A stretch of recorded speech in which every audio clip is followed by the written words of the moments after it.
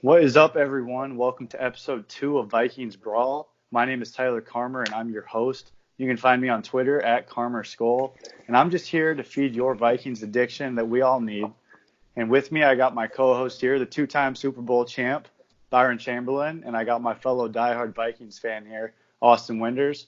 You can find them both on Twitter at Winders20 and at BC_Chamberlain. So, boys, did you guys do anything this weekend, or have anything going on, or was it a pretty boring weekend? For me, it was a great. Nothing For happened me, Sunday. No. no, I didn't really do much. I was down in. I decided to get out of town and go down to Miami, hang out there all week. They were saying something about a little football game being played. Oh, okay. But yeah, other than that, it was a real cool weekend. Yeah, I had myself a little bit too much food this weekend. Oh, it's the perfect weekend for that, though. Yes, it is. Did you guys enjoy the game on Sunday? I mean, it was all right. No, it was a crazy game. Yeah. It was a crazy game. You know, it was one of those games like that. You know, we're obviously we're going to talk about, but you know, we're going to be second guessing things that happen in the game, and that's always the fun part about it. You know, you look at like Super Bowls, like when New England played Seattle, and everybody second guessed whether they should have ran beast mode on the 1 yard line. Yeah. There's a lot of second guessing that's going to go into this Super Bowl, so it'll be fun to talk about. Absolutely. It seems like every time after a big game like this, we delve into it and try and find every little thing that could have changed the outcome of the game. It was awesome to watch. There was a lot of those like little things. That the game of inches. You know, Jimmy G had a lot to do with it. You know, and I'm going to say you two had opposite opinions on what was going to happen, and yeah, one of them, you know, was true. It was right. Well, I mean, we don't have to gang up here on Byron, but being that we were both a little Chiefs biased, it might have helped in our opinion there. But yeah, well, let's get into it, man. You know, let's start the second guessing at right before halftime. And you know, what was Kyle Shanahan thinking? You know, you could see when they got the stop on defense. The general manager John Lynch is up there giving the timeout signal. Hey, let's take a timeout, save as much time as we possibly can, and try to get a score. You know, right before the half. And you see Kyle Shanahan take a more conservative approach and let the clock run. And you know, why is that? Why do you think he did that? Personally, I think he was scared to give it back to Mahomes. I don't know if he didn't have confidence in Jimmy or what, but because I thought they played, you know, pretty well up until that point. But I was shocked when they just sat there and let the clock run. I was looking for a ref that was going to blow the whistle, but it never happened. I don't know. Yeah, and I'm just not super confident in Jimmy G. I know some people aren't and some people are. But with that being said, when it comes to that offense, it wasn't really something that we were talking about all season. We were talking more about the defense. It's one of those situations, maybe he just didn't have the trust in the offense to go down and get something done. But the funny thing about it is, if you looked at the Niners and the way they played as a team overall in the first half, they played well. They played pretty well. And if you look at it statistically, Jimmy G outplayed Mahomes in the first half.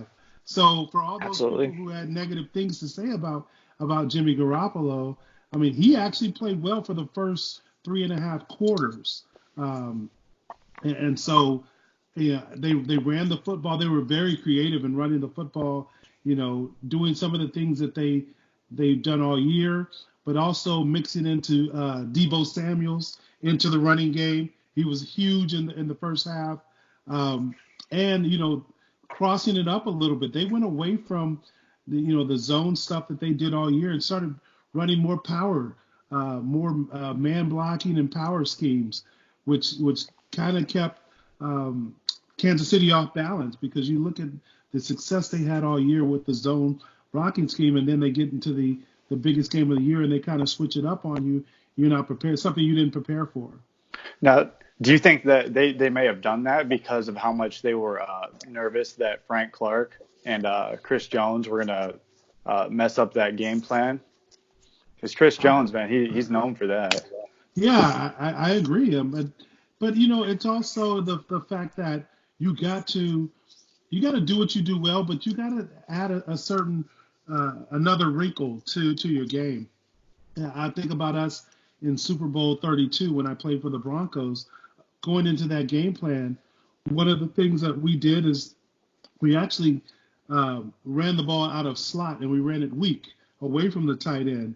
And it's something that was part of our game, but it wasn't a big part of our game. But it was something that we kind of knew that Green Bay had not prepared for all during the 2 weeks prior to the Super Bowl. It was a new look, and it was a new way to run the football, which we were going to do with Terrell Davis. So I just think it was, Kyle Shanahan's version of let me give them a new wrinkle, something they haven't prepared for, and see if they can adjust to it.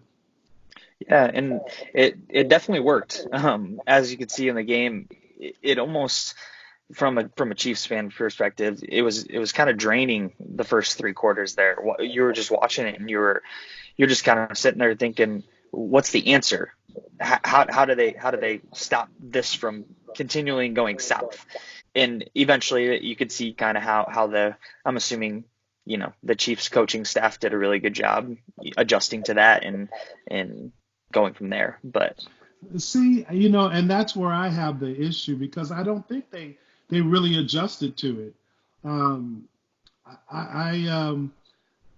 I think they really for San Francisco, they didn't commit to it. They got into a situation where Kansas City started getting a little hot.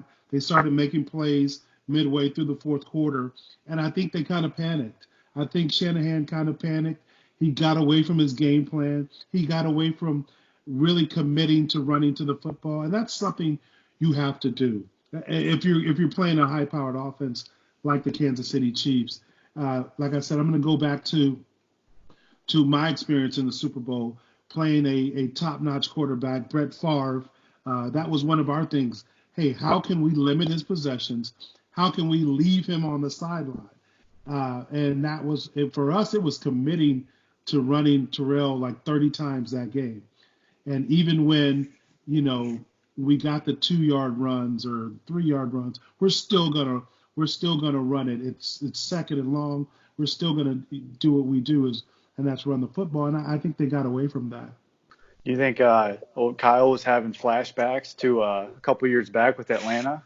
I compare it to that meltdown that they had in Atlanta. They're up 10, which doesn't seem like a lot of points, but like you said, the Chiefs fans, they were sitting there nervous because they saw themselves not being able to stop the run. If you looked at it midway through the third quarter, San Francisco was averaging 6.5 yards a rush.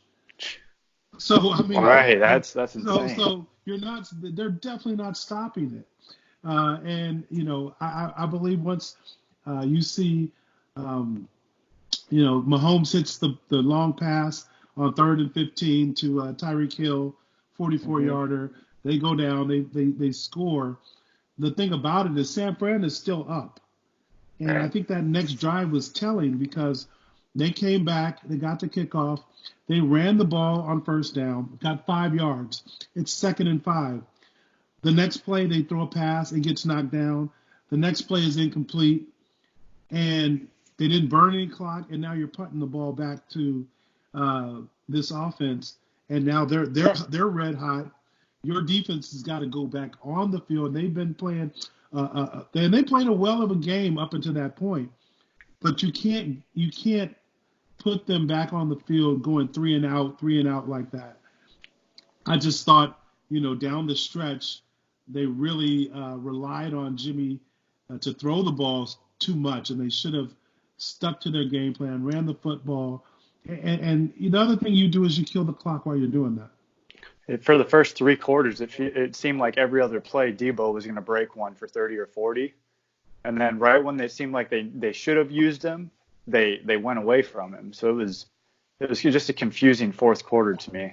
Yeah, and I don't mean to dominate this conversation, but if you looked at that, Debo Sanders did not touch the ball. I'm sorry, Samuels did not touch the ball in the fourth quarter, whether it was via the pass or via the run. And so that just baffled me. How do you have a guy that has had a heck of a game? I mean, to me, he was in the running for MVP for Oh that yeah. game. The way that he was, the big plays he were making, the way that he kept the offense moving, like you said, with huge plays in the passing game and running the football, and he does not touch the ball in the fourth quarter. Don't understand it. Now, one of the more confusing things to me that goes with you talking about him getting away from the zone runs is that it seems like the side effect almost of them getting away from that was that their game plan with George Kittle was completely thrown off. He was, besides that long pass that was pass interference, it seemed like they barely even tried to get him the ball. Yeah, and I don't know if that was necessarily the Chiefs and their defensive plan when it came to covering him up throughout the game, or if it was just him not being able to get open. I wasn't able No, to tell. there's a few times he was open that the balls got knocked down. I clearly remember one on a third down play, and Chris Jones, we were talking about him earlier, gets his hand on a ball, and you could see Kittle coming behind the linebackers, and he's wide open. If he's going to catch it, it's going to be first down, and he's got room to run. So you never know. But I just believe like they committed to the running game, and Kittle was a big part of that. He's always a big part of that when it comes to the San Francisco running game. He's one of the best blocking tight ends in the NFL. But I just I think they didn't totally commit to running that football. And I'm going to give you another story going back to our Super Bowl. Even if they know you're going to run it, you got to run it. You got to do what you do best. And we're in the fourth quarter against Green Bay. We're going down for what would be the eventual game-winning touchdown. And like I said, we run weak. We're tossing the ball weak to Terrell Davis. There's one play we call it 19 handoff. He gets it, runs it down to the 1 yard line. We get a holding call on Shannon Sharp. They move us back. Shannon. We run but we line up the same formation, run the exact same play. They know it's coming. They've seen it all game. And Terrell runs it down to the 1 yard line. Eventually, the next play, we score the game-winning touchdown. And to me, that is what Kyle had to do. You could hear Troy Aikman even say that when they got the ball back and they're up 3 points. And Troy Aikman says, well, here's where Kyle Shanahan will run the ball down your throat. And they promptly start throwing the ball all over the yard. And it was just confusing to me. Yeah, no, and I mean, we talked about that last week too. We both kind of said it, and we're both picking our opposite sides. But at the end of the day, we both agreed that if they put that game too much on Jimmy, then they probably weren't going to be winning the game. And the problem with it is that they were in the position that we talked about that they wanted to be in when the fourth quarter came. Yeah, all they had at that point, they just needed to run, pass until it just didn't work to be able to keep Patrick Mahomes off the field. Because as soon as he got back onto the field, that electrifying spectacle happened. Well, I even take it deeper than that. They could have run. It doesn't matter. And if you look at what they did against our Vikings, I mean, that's what they did. They ran, and then ran some more, and they stayed committed to the run. The Vikings never stopped them, and I never saw a time really where Kansas City stopped them until they just gave up on trying to run it. Right. And speaking of that game of inches, like me and you were talking about earlier, Austin, How about that throw when it really counted to Sanders? He overthrew him by 5 feet. Like that, when he threw that, I thought, here it is. He That just won the that was the game. pass he And needed to make. yeah, Yeah, and I saw that as well. I saw Emmanuel Sanders breaking open. We beat double coverages behind the defense, and you think, wow, this is a throw that an NFL quarterback can make. He'll make this automatic, and the ball just sailed. and I'm kind of quoting Frank Clark here after that game. He said, "You're paying this quarterback 130 million or however much he makes.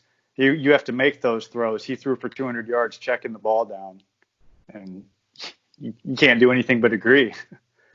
Well, I'm not mad at the checking the ball down. We always say Steve Young made the Hall of Fame checking the ball down, but so nothing Yeah. wrong with that. But you're right. You got when it's you're in those moments where you got to make a play.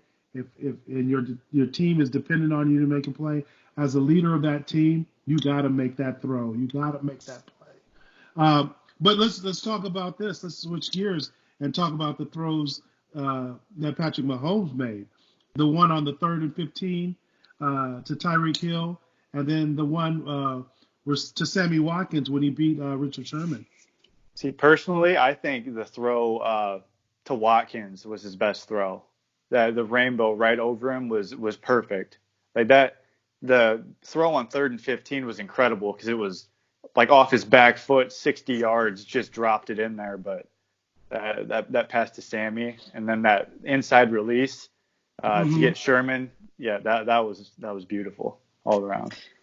Yeah, no, I mean, the passes themselves were incredible throughout the last part of the game there, but even more specifically, just how Patrick Mahomes handled himself throughout the game. How being down for so long, not giving up, coming back at the end, and just fighting for the win. That's exactly what you want to see in your franchise quarterback. All right, but which throw do you say is more impressive, the one to Watkins or the one to Tyreek Hill? I personally would say Watkins. I was waiting kind of all game for Sherman to kind of get his. He's a great player, and I respect him. I feel like he gets a lot of trash by the media, and it seems like he's a very good guy and everything. But I personally, he's a great positional player when it comes to what he does in his scheme and how they play defense. But when people talk about cornerbacks and they talk about being able to cover somebody one-on-one, man up, it's just I was a wrestler in high school, so that's kind of my thing is just when you can go one-on-one with somebody, butt heads, and one person comes out as a winner, it's the ultimate of who is. And Richard Sherman just doesn't seem to do that on a consistent basis. It's not asked of him. Not anymore. But he likes to talk a lot and likes to still think that he's the best in the game, and I just don't believe that's true anymore. He's good at what he does, so I can't knock him. He made some huge plays throughout this playoff. So one on Adam Thielen. What's that? One against Adam. Yeah, Thielen. one. Yeah, that's unfortunate. Yeah, man to man against Adam Thielen, he won that battle. So, but I'll say this: I thought the most impressive throw was the one to Tyreek Hill for a couple of reasons. Like you said, he's throwing off his back foot. He's getting rushed. He's got pressure in his face, and he actually gets drilled. And it's 3rd and 15, and Tyreek Hill is wide open. Like we talked about with Emmanuel Sanders beating the defense deep and being wide open, and Garoppolo not making the throw. To me, people talk about, well, he had to stop and he had to, come back and catch the ball. To me, though, as a quarterback, my job is to complete that ball. I don't care if he keeps running when he completes it. I don't care if he just catches it. And that's the only thing he had to do, just catch it. And which he did, it's a 44-yard game. So to be able to make that throw under the pressure, with it being 3rd and 15, so you're going to get some sort of coverage where the defense is playing back. They're looking for a deep ball, and you still get open, and you still make that throw with a guy in your face, knocking you down. To me, that was the throw, and they were down at that point. And you could see once he made that throw, just how much confidence he had and how his confidence just like grew from that throw to the end of the game.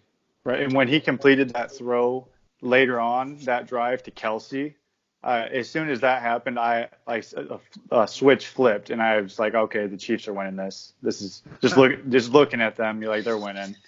You can just tell. Go ahead. No, you go ahead. I was just going to say, you can just tell the Chiefs are just one of those teams, and it kind of seems more common anymore, but it's just that it's riding the wave in being able to get into the hype and just go until you can't go anymore. And that's what you love about football. Well, football has always been a game of momentum, and it's a game of swings, and it's about when the momentum is on your side, how can you capitalize with it? How many points can you score? How many turnovers can you get when momentum's on your side? And you could see it's shifting there, and you can see that, like I said, the confidence Mahomes had, the momentum all on Kansas City's side. And for me, I'm like, okay, well, this is where you go back to what you do best. San Francisco, you go back and you run the football. You pick up some first downs. You let the clock run because you're still up. You're still up 3 points. And it's like they did the opposite. It's like, okay, well, we got to match them score for score, and which just it just baffled me. You see these two teams back there next year? I definitely can see Kansas City back there. They're a young team, and I understand what it's like after you win it. The confidence you had, and you say, okay, we understand how to navigate those waters. And the other part of it is, I think this team wants to be special. I think this team wants to go down in history as one of the better teams in NFL. And in order to do that, you gotta win multiple Super Bowls. You gotta make those appearances. And I know they were close the year before, got knocked off by New England. They completed the journey this year. And in order to be special, they gotta go back and do it. And there's been a lot of talks about Mahomes and his place in NFL history already. And so, to secure that, you got to go back and you got to win another one. So I can see them making a run, like I said, because they got a young team. This loss can be one of those devastating losses for San Francisco. And there's a lot of competition in the NFC. Like the Vikings, like the Vikings, definitely the Vikings. There's a team in Dallas that has so much talent on it, and we're like, how do they be 8-8 all year, every year? I can see them making a run, the Cowboys. So you never know what's going to happen and how they use this loss. Does it motivate them? Or is it one of those deflating type losses? Yeah, absolutely. And speaking of the Vikings and how they can improve, so we're talking about them in this next year. I want to know, where do you think what position do you think they go with in the first round this year? Because there's a lot of different options, and you can't really go wrong with any of them. But I have no clue at this point. There's, like you said, there's multiple different positions we could go with. We obviously still need offensive line help. We could really use some cornerback help. And I mean, we do have a couple different contracts coming up and everything. So like I said in the last episode, I'm still interested in seeing what Zimmer does going forward this next year. We know he likes to use his late round picks. We know that we just signed a quarterback for a lot of money, and we don't know what our future necessarily holds with that. So I don't know if we would even potentially think about going quarterback in the first round if the right guy dropped to us. It seems like anything's on the table at this point. Okay, for me, I'm gonna throw you a curveball. And you mentioned we put a lot of money into the quarterback position, and to me, it is a very receiver-heavy draft. This draft, there are some really good playmakers at receivers that you could get, and I love the fact that having three just dominant receivers, along with a solid tight end with Kyle Rudolph and an up and coming Irv Smith and Dalvin.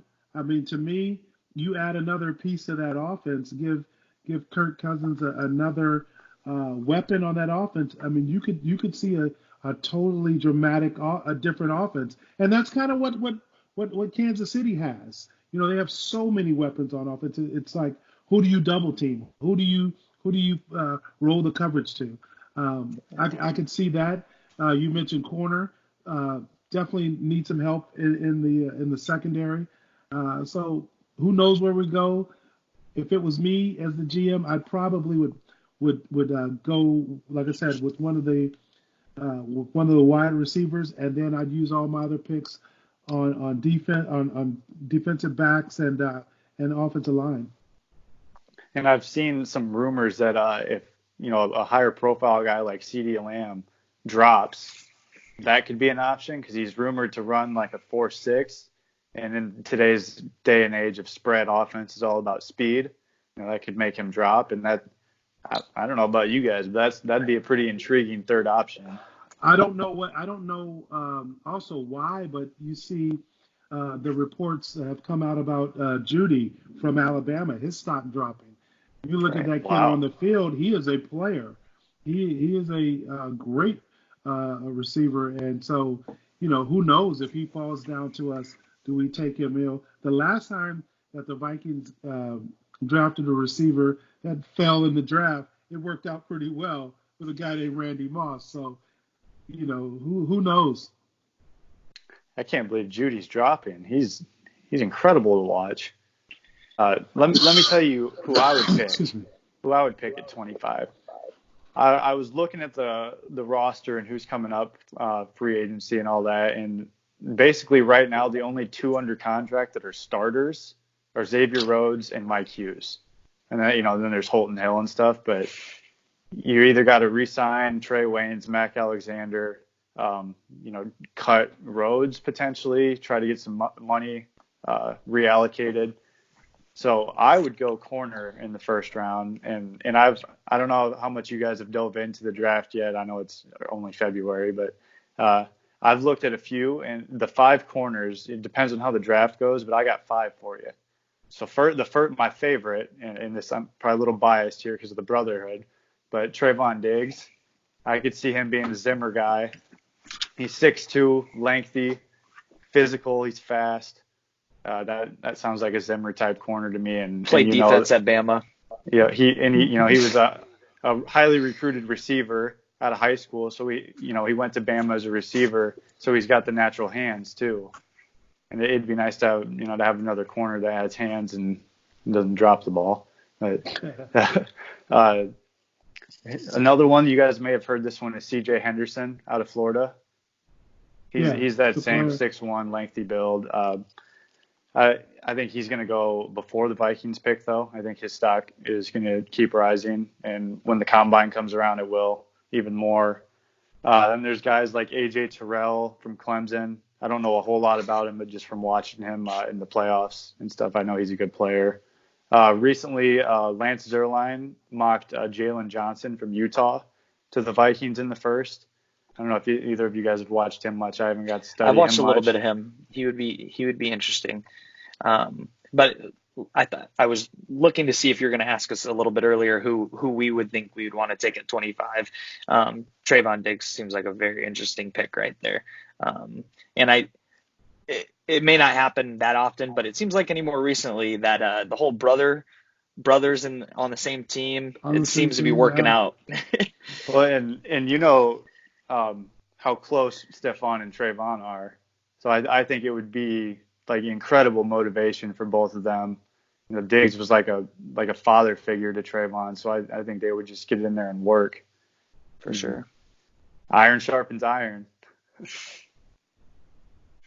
So earlier, Austin, you were talking about our quarterback and how expensive he may be, and that it's up in the air if you think he's expensive because the market's raising. So $28 million is not that much, compared to what some of the other guys are making and what Mahomes is about to make. But it's still a lot of money if you're not, winning playoff games. But he won a playoff game. And so heading into camp and into the draft, actually, I think, it's already being thought of by these guys. But do you present an extension to Kirk, or do you draft a quarterback and put him behind Kirk and say, okay, he's going to sit and learn behind you. It'll either be for a year or we'll extend you, and he'll just be your, the eventual replacement for Kirk. Yeah, that one's interesting. One of my main things with it, when it comes to Kirk Cousins, he's a gamer. He's a very emotional player when it comes to the sport. I would want to know what it would do if we went, and depending on how early we got a quarterback. I think we personally need to get a quarterback no matter what in this draft. At some point in this draft, I think it would be smart. I don't think it would look bad or anything to always be thinking about the future when it comes to your quarterback position.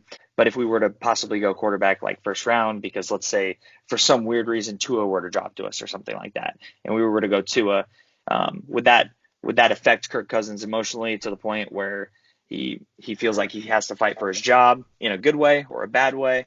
Yeah, I think that's when he plays his best. Yeah, with his challenge. Yeah. I would agree with that, And I hope we don't have an emotional quarterback. Yeah, hopefully you got somebody who loves to compete, Yeah. That was my thing. I don't care who you bring in. I'm ready to compete, and I'm ready to show you why I'm the guy. The other thing that we're going to have to think about as an organization, and you said whether drafting a quarterback or extending Kirk Cousins is, you're going to have to look at what moves that we're going to make to free up some cap space. We are dead last in the NFL in cap space right now, with minus 12 million in cap space. So we're going to have to make some moves here, and you're going to see how much cap space do we have, and how we're going to utilize that.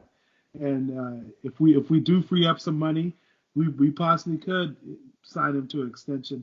If not, then you may be looking to draft somebody. So we'll see what happens in this free agency period, and who gets cut, who do we let go, who do we bring in. It's interesting. We talked about corner. Byron Jones is from the Cowboys. He's going to be on the market. He would be a nice addition, and I know he would fit well in a Zimmer defense. So that's an interesting name to think about. Bradley Roby too. That's another name I was really thinking. That'd be awesome. He'd fit this system well, and he could come in and be the starting corner day one. Better than Rhodes at this point. He's younger. It just comes to reallocating money. But we got one of the best in the business when it comes to that. Old Rob. I saw Matt Miller tweeted that there was some buzz and that Jake Fromm could be targeted in the second by the Vikings. And I'm not the biggest Fromm guy. I'd rather they took a chance on someone like Jalen Hurts. But I think it's interesting that they're looking, to draft early. That's positive. Yeah, and Fromm at a second round pick, I think that would be a great place to get him. He had his moments at Georgia, and so I think if a guy like that could come in and learn the system, you're not going to ask him to play right away. That we know for sure. So it could be a good fit. Yeah, and I mean, I wasn't necessarily thinking specifically Jake Fromm. There's a good amount of quarterbacks in this draft this year, and I think that's one of the spots in the. Obviously, they're gonna talk about the two main quarterbacks that are in the draft this year, but when it comes to more of the depth, there is a lot more in talent than we're talking about.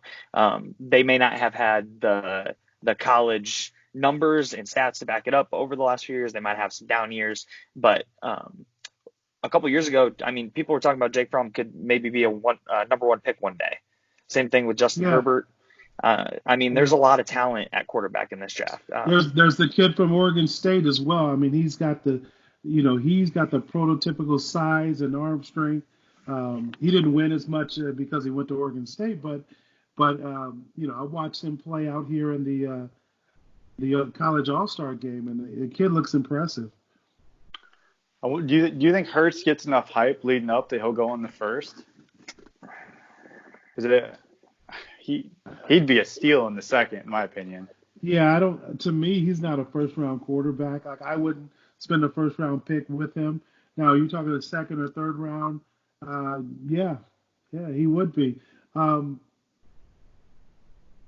Yeah, that's all I got. Yeah, I mean, I would agree. Any of those quarterbacks that I've named or we've named so far, I think would, besides obviously the first two that are going to be going in the first round, any of those guys. I mean, they could have even gone and go towards the late first round. You know what I mean? We could see four quarterbacks off right away. The interesting thing is like Tua. We talk about Tua, first round, but how far might he drop? I mean, teams are going to have questions about his health. Is he going to be able to fully recover? I mean, there's a devastating hip injury. So what are you going to get? Or is he going to be a guy that you're going to have to draft and then you have to immediately sit him? Is he going to be healthy enough to be a day one starter? Those are the kind of things that teams are going to talk about and think about, whether they're going to draft him high or whether he slips to the middle to late first round. And with some of these tough, cuts coming up, I got a tough one for both of you. If you had to pick one of these two, to cut and then re-sign the other one to a long term, would it be Harrison Smith or Anthony Harris? I personally, when we were talking about saving money and talking about the cornerbacks earlier, one of the things I was going to bring up was Harrison Smith and his I think almost $11 million contract that's going to be ending here after this next season, I believe, if I'm not wrong. It's either this year or the year after that. But either way, for this year and next year, he would be making $10 million, nearly $11 million. That's a lot. Yeah, considering age. Yeah. Do you throw Trey Waynes in that mix too? No, I'm saying no? You got to pick a safety. No. Yeah. Yeah, 10, and that happens. I mean, Harris is only scheduled to make $3 million. It's going to be $3 million. So, I've seen it happen. The business of football, where they keep a guy based on their salary cap hit. So for me, I like Harrison Smith. He's a playmaker. I do too. He's a baller. He always comes up with big plays. He's always around the football. The football pops loose, and seems like he's just always there. So, you gotta decide whether that value is worth it, or where can you, shuffle other pieces other places. Right. And at the end of Zimmer's season-ending press conference, he made the remark that maybe it's a young man's game nowadays. And that's why I asked that question, because it might be a youth movement coming for the Vikings, and some old some of the older have a pretty young players might be cut. Yeah. Yeah. With you asking a question, Byron, of Trey Waynes, said if we had an option of a corner to cut or get rid of, who would you first look to get rid of? Oh, easy, Xavier. What's Xavier's cap number? What is he? I believe it's 13 million. 13-ish. Yeah, I would definitely try to restructure his deal before I got rid of him. I still think he can be a really good player, but not for 13 million. Yeah, it seemed like he was in his own head this year. He can rebound. I was gonna say it's just gonna depend what type of role he wants to play himself. Sometimes he seems like he's fiery, and sometimes it seems like he's just not there half the time. It looked like his body is giving out on him, honestly. I mean, he's getting a little bit older. Just, I mean, progressively over the years, it seems like after, every other play, he's limping off the field. And I've always wondered, is that his pride or is he hurting? And it seems like they're adding up. If he's back, we'll see. Maybe he was just not healthy this year, but we all have seen him play on a different level, so the expectation, he just didn't live up to the expectation. We're expecting roads closed all day. Yeah, exactly. But I want to switch gears a little bit, and since we're done with the NFL officially, that football is not over, thankfully. Because this weekend, the XFL starts. Have you guys looked into that much at all? A little bit. Dabbled around a little, just checking it out. I've looked at it a little bit. I've got a couple of friends and people I know that are playing in that league. Have you picked a team to stand behind yet? Oh no. I was gonna say you guys got two teams out there, right? I think. I know we got the LA Wildcats. I think that's who it is. Yeah, I got the St. Louis. What are they called? The St. Louis Battlehawks. I'm in Missouri, so that's got to be my team. Yeah, they got some good old University of Missouri guys. On that roster. So Marcus Lucas, LaDavian Washington, good players. They have a friendly face on that team too. Yes, an old friend, old Taylor Heineke, the quarterback. The old former fan favorite, Taylor Heineke. Not 100% sure if he's going to be starting. It kind of seemed like from what I was seeing that maybe Jordan Tamua was going to possibly start. But have you guys been looking at the rule changes for that league? I have not. I heard something about double passes and things of that sort. And like linemen can be 3 yards downfield on a pass play instead of 1. Seems like there's gonna be a whole new screen game. That's more like the college rules. Yeah. And you only have to get 1 foot in for it to be a catch. Yeah, I like that. I think that makes the game a little more exciting. It allows for a little more of an offensive game. So yeah, I like those rules. Yeah, I'm really, really excited to see how the double pass works and see if it works well, because that would be something that I've always kind of thought should be a thing in the NFL and I don't know if you guys have seen much about it, but basically the way that it's defined is that you can hike the ball, run the ball around in the backfield, and you can pass it forward. And as long as you do not pass that ball past the line of scrimmage, you have another chance to pass the ball. So if your quarterback, throws a little dump off to the running back, but he's still behind the line of scrimmage, they can still throw it, creating, possibly, it's almost like they could do double scheme plays. It's very interesting. You know what? If I was a coach in that league, I would start the first play of the very first game would definitely be a double pass. Oh, absolutely. I would start the season off with a double pass just to see how. I'd have like 3 jet motions and a double pass on the first play with screens on both sides of the field. I'll do it. Well, you already see more of a progression in the NFL for trickery and trick plays in the past the past year or two. It almost seems like we kind of have this new fascination with trying to outsmart the defense, and it's kind of a cool movement. And I'm excited to see if maybe the XFL or maybe the NFL could take some of these new rules and implement them in some type of way towards the NFL. Since the XFL is essentially the D League of the NFL. And if we see some offensive coordinators come up with these wild plays, are they going to get hired in the NFL, or is that going to be different? I don't think it's the D League. I don't think they have. That's what they're branding themselves as. They did. They're like trying to say that they want to be. I thought the AAF did that, but I didn't think that I don't think the they XFL did. I don't think they have like the farm teams to where they're connected like the AAF, but it's essentially the same, building talent for the NFL. You think they're building it Do you think they're building? No, I see. I disagree. I don't think they're building it for the NFL. I think they're building it to make money. I think they Oh, really yeah. want to. I think they want to own the spring and have a true spring league. And for football fans like us who are like, oh, football's not over, we can watch it in the spring. I really don't think that, and just because I know some of the guys who have worked on this league or whatever, I don't think that they're building this to try to be the little brother to the NFL or have anything really to do with the NFL.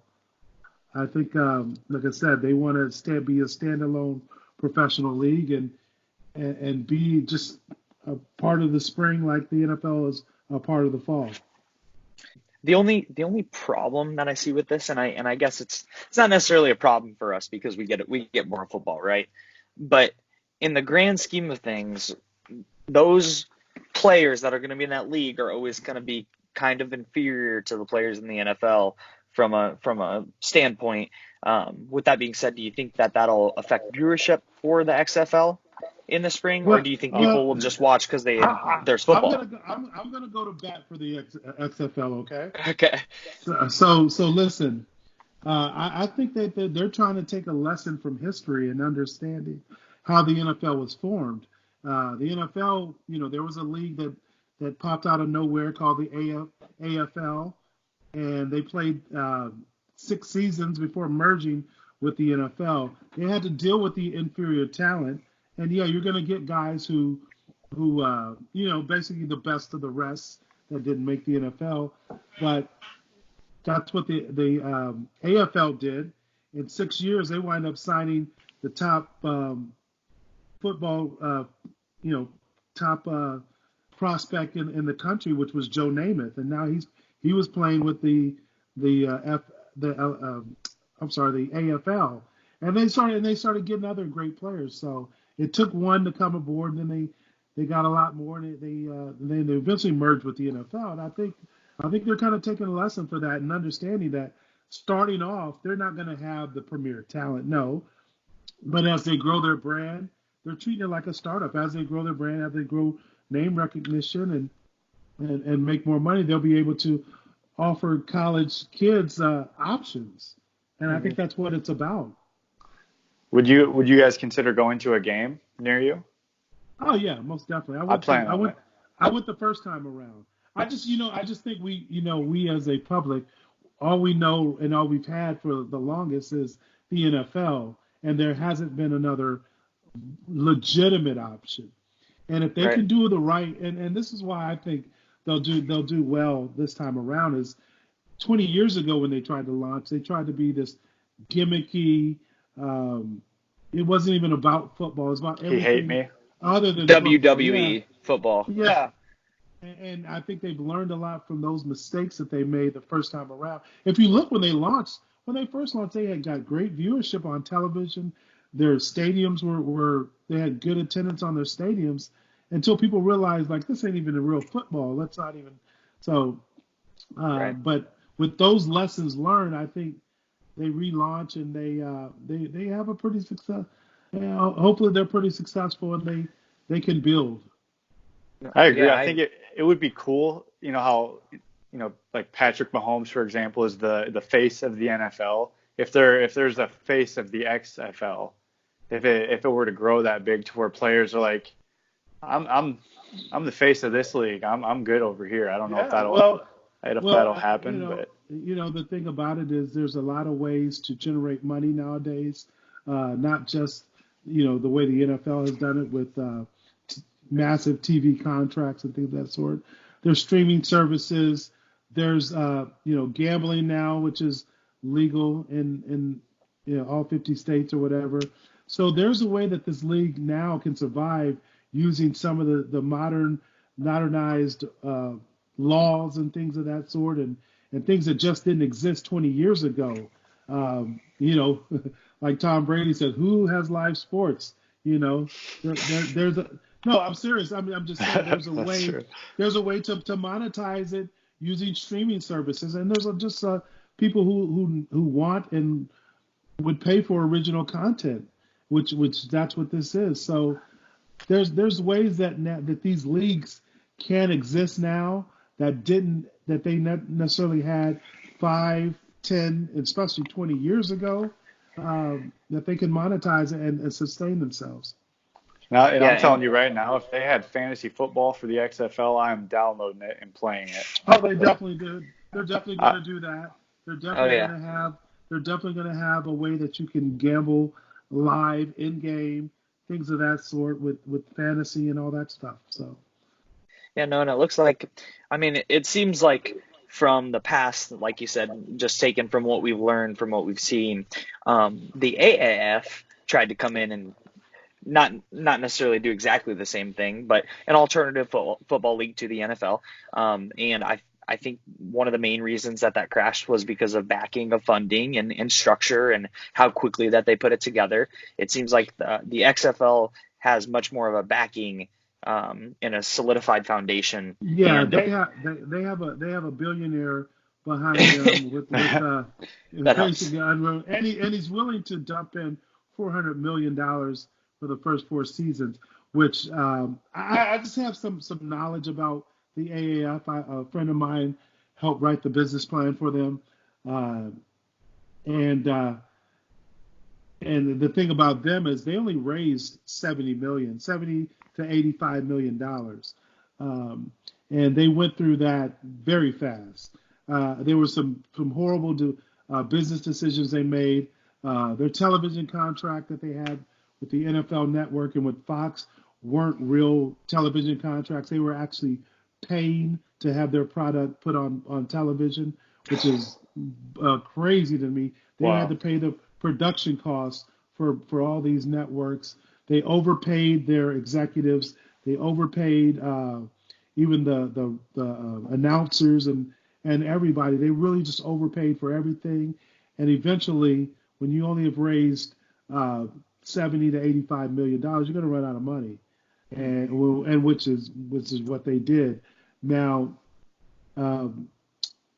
what's the guy from WWE? Vince McMahon. Vince McMahon dumped in $100 million, and then he committed another $100 million to this first season. He's talking about committing $400 million to the first 3 seasons of this. He understanding that he's going to take losses, but he's got the money to do it. And to me, it's just about building your brand and building your name recognition in the American consciousness.